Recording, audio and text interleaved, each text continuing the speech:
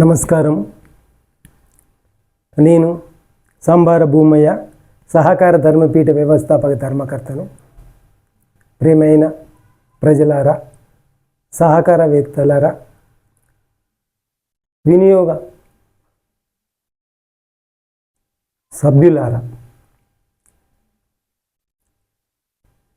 సహకార ధర్మపీఠం గత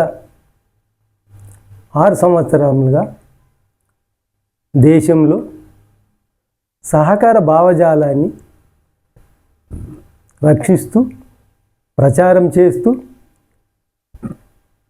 సహకార వ్యవస్థ అనుకూల చట్టాలను, వాతావరణం కల్పించడానికి పరిస్థితులను రక్షించడానికి సహకార ధర్మపీఠం కృషి చేస్తుంది.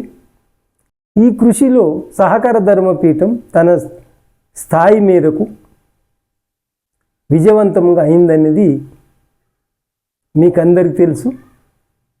సహకార బ్యాంకులను ప్రైవేట్ పరం చేసే ప్రయత్నంలో సహకార ధర్మపీఠం భారత్ యాత్ర నిర్వహించి దాన్ని ఆ యొక్క చట్టం అమలును నిలుపుదల చేసి వాయిదా వేయించింది సహకార బ్యాంకు. అదే రకంగా దానికి సంబంధించిన దాని ప్రోత్సాహంగా చేయడానికి ఏర్పడిన జాతీయ సహకార విధానంలో కోఆపరేటివ్ స్టాక్ ఎక్స్చేంజ్ అనే కాన్సెప్ట్ను కూడా తీసుకురావడానికి ప్రయత్నం చేసింది ప్రభుత్వం. దానికి విజయవంతంగా ప్రభుత్వాలను ఒప్పించి అది లేకుండానే జాతీయ సహకార పాలసీని 2025ను విడుదల చేసేటట్టు సహకార ధర్మపీఠం కృషి చేసింది. దాంట్లో విజయవంతమైంది. ఇక ప్రతి మన తెలంగాణలో కానీ ఆంధ్రప్రదేశ్లో అనేక మార్పులలో సహకార ధర్మపీఠం వివిధ రూపాలుగా, అంటే సహకార సంక్షేమ సమితి, సహకార సంరక్షణ సమితి ద్వారా గత 45 సంవత్సరాలుగా ఈ సహకార ఉద్యమంలో ఉంటూ అనేక మార్పులలో నా భాగస్వామ్యం ఉన్న విషయం మీకు అందరికీ తెలుసు. సహకార భావజాలాన్ని పూర్తిగా రక్షించడానికి ఈ అశాంతి ప్రపంచంలో అశాంతి కానీ ఈ భావజాలాన్ని మొత్తం కూలంకుషంగా అది స్టడీ చేయడానికి కానీ ఢిల్లీలో నేను గత మాసం 10 వెళ్ళడం జరిగింది. 15 రోజులు ఢిల్లీలో ఉండి అంతర్జాతీయ సహకార సంస్థలతోని, నాయకులతోని, జాతీయ సహకార నాయకులతోని, ఇంటర్నేషనల్గా ఉన్న సంస్థలు, యుఎన్ఓ కానీ, మళ్ళీ జాతీయ సహకార సంస్థల నాయకులతోని, అధికారులతోని, వివిధ రంగాల్లో పనిచేస్తున్న ఈ ఐఏఎస్ ఆఫీసర్స్తోని కానీ, నీతి ఆయోగ్ సంబంధించిన పాలసీ మేకర్స్ కానీ, ఇతర దేశాల్లో ఉన్న కొంతమందితోని వాళ్ళతో కూడా చర్చించడం జరిగింది. అక్కడ మొత్తం దీని యొక్క సారాంశం ఒక కన్క్లూజన్కు సహకార ధర్మపీఠం వచ్చింది. ఏంటంటే, ఈరోజు ప్రపంచంలో జరుగుతున్న అశాంతికి మూల కారణము, బీజము WTO సంతకం చేసినాడే పడింది. ఈ అశాంతి యొక్క బీజము ఆ రోజే పడింది. ఎలా అంటే, అంతవరకు ఘాటు 1947 కానీ 50 ఆ విధంగా 50 ప్రాంతంలో అయింది ఏర్పడి నుంచి ఘాటు ఒప్పందం కొనసాగుతుంటున్న ఆ ఘాటు ఒప్పందం స్థానంలో అంతకుముందు ఓన్లీ గూడ్స్ ట్రాన్స్పోర్ట్ గురించి రాష్ట్రాల మధ్యన ఒప్పందం ఉండే. కానీ WTOలోని వరల్డ్ ట్రేడ్ ఆర్గనైజేషన్ ఒక ఏర్పాటు చేసి దాని ద్వారా గూడ్సే కాకుండా సేవలు సంబంధించిన ఇంకా ఈ మనం ఏ దేశం కానీ వ్యక్తి కానీ ఉత్పత్తి కొత్త కనుక్కున్న అవన్నిటినీ ప్రపంచీకరణ చేస్తూ దానికి ఆ 3 అంశాలను చేస్తూ WTO ఏర్పడ్డది. WTO ఏర్పడంగానే అంతకుముందు ఒక పరిమితి ఉండే, ఒక దేశం నుంచి పెట్టుబడి ఇంకో దేశం రావాలంటే. కానీ WTO సంతకం చేయగానే 1995 నుంచి అమల్లోకి ప్రారంభమైంది. దాని యొక్క సారాంశం ఏంటంటే ప్రపంచంలో ఉన్న ఏ పెట్టుబడిదారుడైనా ఏ ఆర్థిక వ్యవస్థ అయినా ఏ దేశంలోనూ వచ్చి వ్యాపారం చేయొచ్చు, దానికి ఆ దేశము అడ్డు చెప్పకూడదు. ఆ రకంగా ఒప్పందం అందరు చెప్పింది. దానికి వాళ్ళు తెచ్చి పెట్టుబడిదారులు ప్రపంచ పెట్టుబడిదారులు ఒక దేశంలో వ్యాపారం చేయడానికి ఆ దేశం అంతవరకు ఉన్న అడ్డంకులు నిబంధనలు అవన్నీ పక్కన దోసి ఆ వ్యాపారం చేయడానికి అనుకూల పరిస్థితులు చట్టాలు ఆ విధంగా మారుస్తూ ఈ సరళీకృత నూతన ఆర్థిక విధానం ప్రపంచవ్యాప్తంగా వచ్చింది. మన భారతదేశంలో ఇది కూడా వచ్చింది. అయితే ఇక్కడ మనం గమనించాల్సింది ఏంటంటే ఆర్థిక విధానం అంటే 2 అంశాలు ఉంటాయి. ఒకటేంది ఇన్వెస్టర్స్ ఎకానమీ, ఆర్థిక రంగంలో పెట్టుబడిదారుడు ఉంటాడు. రెండోది వినియోగదారుడు ఉంటాడు. వినియోగదారుడు లేని పెట్టుబడికి ఉపయోగం లేదు. పరస్పరం ఆధారితం అది ఆర్థిక విధానం. ఇక్కడ వినియోగదారుల వ్యవస్థ ద్వారానే గూడ్స్ యొక్క డిమాండ్ అనేది పెరుగుతుంది. ఎంత వినియోగదారుల వ్యవస్థ బలంగా ఉంటే అంత డిమాండ్ శక్తి పెరుగుతుంది. ప్రజలల్లో కొనుగోలు శక్తి పెరిగి డిమాండ్ అనేది పెరగడం వలన ఆ ఎకానమీ ఆ డిమాండ్కి అనుగుణంగా పెట్టుబడిదారుడు మరింత ఉత్పత్తి చేసి ఆ రకంగా సమాజంలో అందరికీ విధంగా చేస్తాడు. అయితే 1995లో WTO సంతకం పెట్టిన దేశాలన్నీ ఏం పెట్టినంటే మా దేశంలో ఇతర దేశాలు వచ్చే పెట్టుబడిదారులకు అనుమతిస్తాము ఆ రకంగా చేసి అప్రకటితంగానే ఆ దేశంలో అమలు చేస్తున్న వినియోగదారుల వ్యవస్థను బలహీనపరచడానికి మరి ఆ దేశాలు కానీ మన దేశం కానీ చేసిన దాఖలాలు మనకు స్పష్టంగా ఉన్నాయి. అంతవరకు మనం పంచవర్ష ప్రణాళిక ఏర్పాటు చేసి 9వ ప్రణాళిక వరకు మనము ఈ 8వ ప్రణాళిక వరకు ప్రైవేట్ సెక్టారు, పబ్లిక్ సెక్టారు, సహకార కోఆపరేటివ్ సెక్టార్కు ప్రభుత్వము ఒక నిర్దేశం ప్రకారం అభివృద్ధి చేస్తూ వచ్చింది. ఎప్పుడైతే న్యూ ఎకనామిక్స్ పాలసీ ఆలోచన రాగానే అవన్నీ న్యూ ఎకనామిక్స్ సహకార రంగానికి నిధులు కేటాయించడం ఆపేశారు. దీనివలన ఈ యొక్క వినియోగదారుల వ్యవస్థ బలహీనం జరుగుతుంటూ వచ్చింది. ఎందుకంటే ఇప్పుడు మనకు న్యూ ఎకనామిక్స్ పాలసీ పెట్టే ముందు 1987 వరకు భారతదేశంలో రైతు యొక్క ఆర్థిక అవసరాలను తీరుస్తుండే సహకార రంగం 67% తీరుస్తుండే. ఇదేది స్వతంత్రం వచ్చినప్పుడు 3% తీర్చేది సహకార రంగం.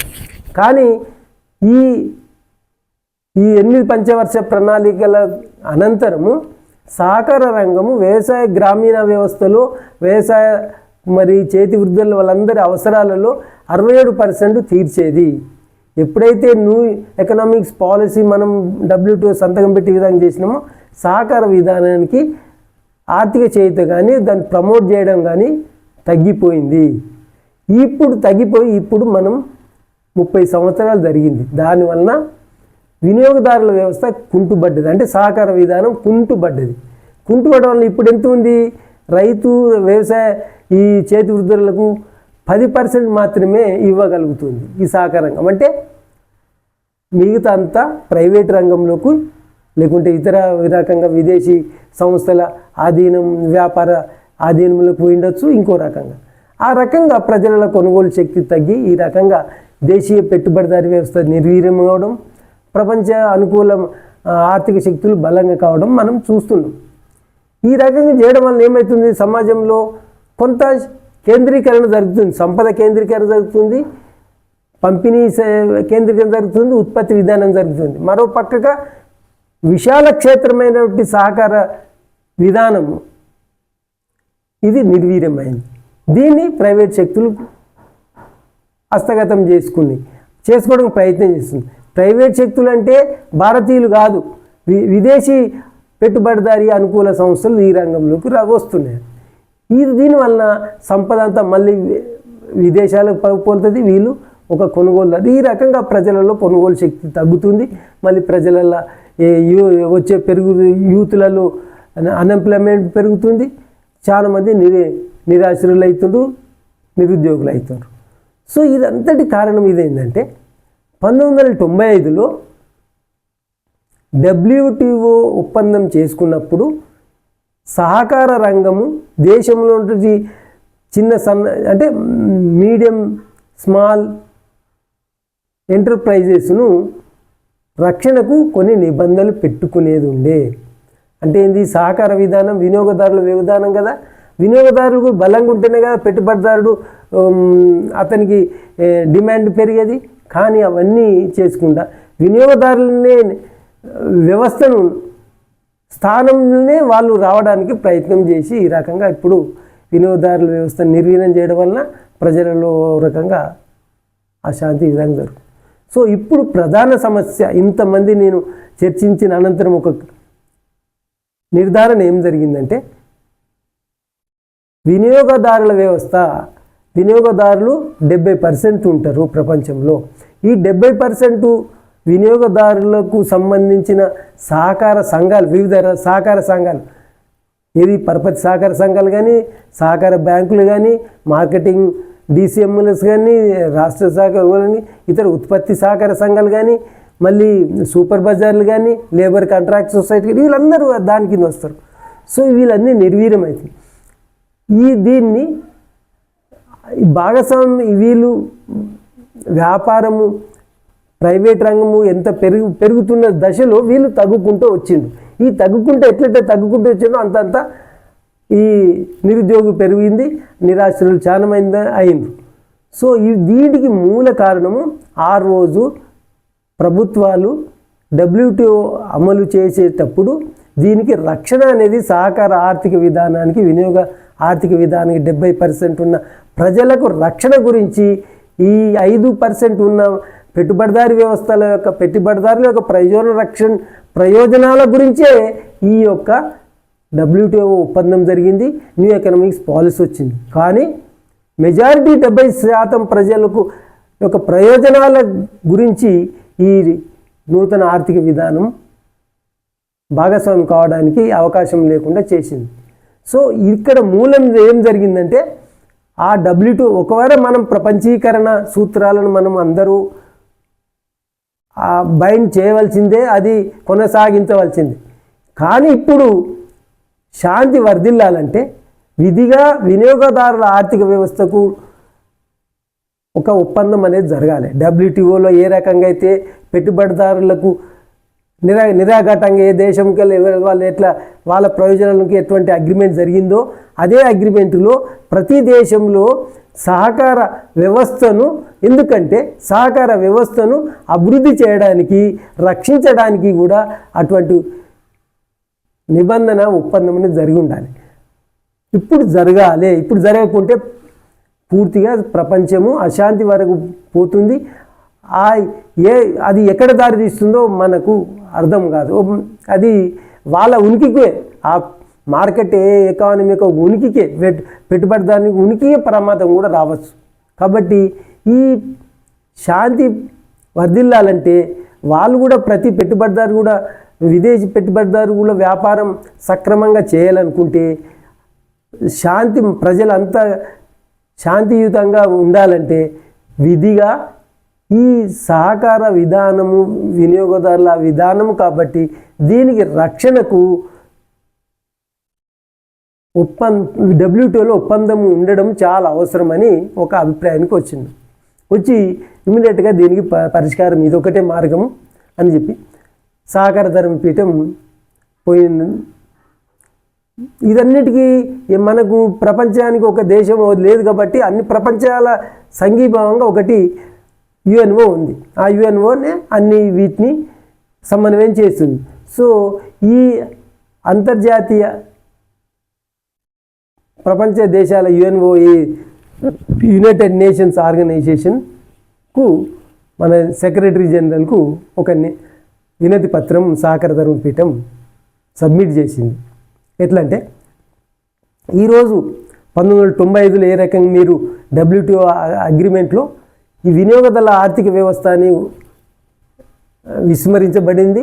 ఆర్థిక విధానంలో సహకార విధానం, పెట్టుబడి ఇన్వెస్టర్స్ ఎకానము అండ్ యూజర్స్ ఎకానమీ అనేటి ఉంటాయని తమకు తెలుసు. కాబట్టి ఉద్దేశపూర్వకంగానే ఇన్వెస్టర్స్ ఎకానమీని ప్రయోజనంకు ఒప్పందం చేసుకున్నారు, కానీ వినియోగదారుల ఆర్థిక వ్యవస్థను విస్మరించింది. కాబట్టి ఈరోజు ఈ పరిణామాలు జరుగుతున్నాయి. ఈ పరిణామాలు తీవ్ర దశకు వెళ్ళే పరిస్థితి ఉంది, అశాంతి ప్రబలే పరిస్థితి ప్రపంచంలో.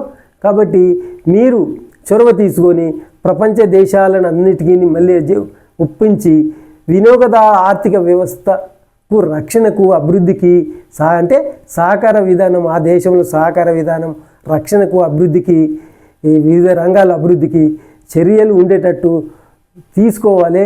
ఏ రకంగా అన్ని దేశాలను ఒప్పించాలని కోరడం జరిగింది. ధన్యవాదాలు.